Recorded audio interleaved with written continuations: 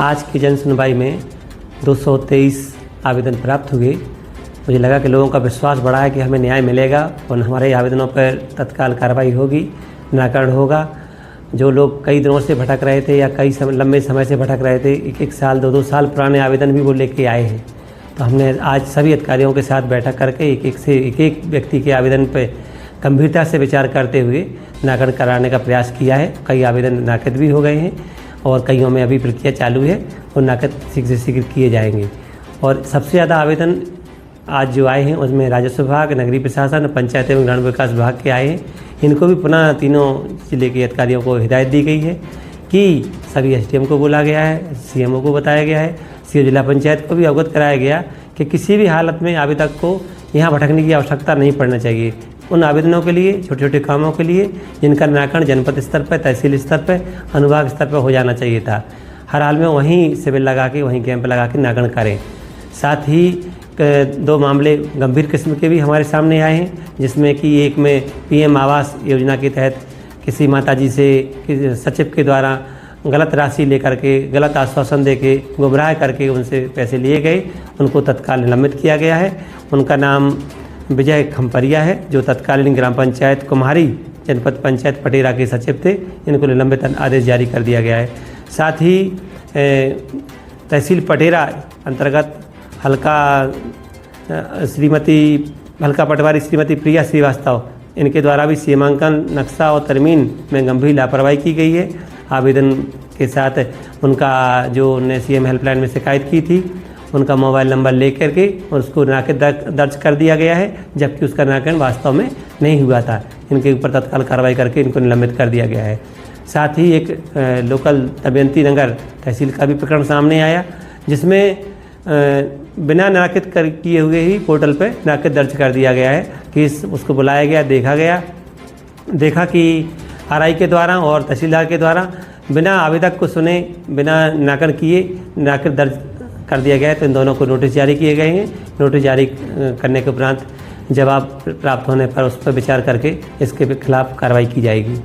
और सभी अधिकारियों को पुनः हिदायत दी गई है कि हर हाल में आवेदक जो भटक रहा है उसको ना भटकने दें, उसकी पूर्ण गंभीरता से उसके आवेदन पर विचार करें और शीघ्र शीघ्र उनका निराकरण करें। साथ ही आवेदकगणों से भी अनुरोध किया गया है कि पहले आवेदक अपने सबसे निचले स्तर पर आवेदन दें। सीधे यहाँ आवेदन देने के लिए परेशान होने की आवश्यकता नहीं है। जब आपको तहसील में अनुभाग स्तर पर न्याय न मिले तो ज़रूर यहाँ आएँ, यहाँ पूरा न्याय दिलाने का प्रयास किया जाएगा और न्याय सेवाओं को बेहतर बनाने के लिए मेरे द्वारा जिला अस्पताल का भ्रमण किया गया था। भ्रमण के दौरान देखा कि मरीजों की संख्या अत्यधिक है और स्टाफ अत्यंत कम है। जब सिविल सर्जन से इस संबंध में जानकारी ली गई तो उनके द्वारा बताया गया कि केवल यहाँ पर 300 बेड ही सैंक्शन है, स्वीकृत हैं।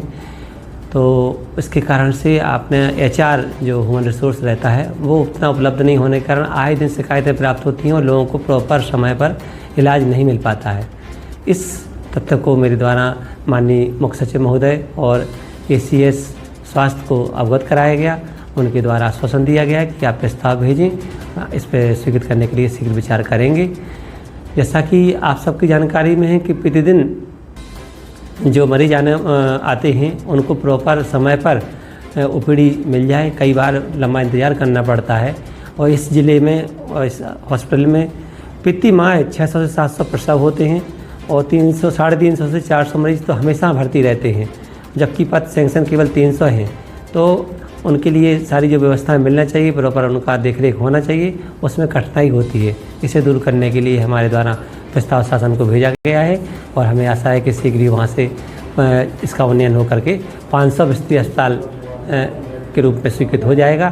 तो हमारे क्षेत्रवासियों को, हमारे नगरवासियों को, सभी को जिनको आवश्यकता पड़ती है इलाज की, उन्हें अच्छे से अच्छा इलाज मिलेगा। माध्यमिक शिक्षा मंडल द्वारा आयोजित द्वितीय परीक्षा 2026 आयोजित की जा रही है, जिसमें माध्यमिक शिक्षा मंडल के द्वारा 18 केंद्र बनाए गए थे। उसमें टोटल 11,000 बच्चे हमारे सम्मिलित होना है। इसमें 3,000 बच्चों के लिए ऐसे केंद्र बनाए गए थे कि जिनमें उनको 40 किलोमीटर से लेकर 130 किलोमीटर तक दूरी तय करना पड़ती परीक्षा देने के लिए।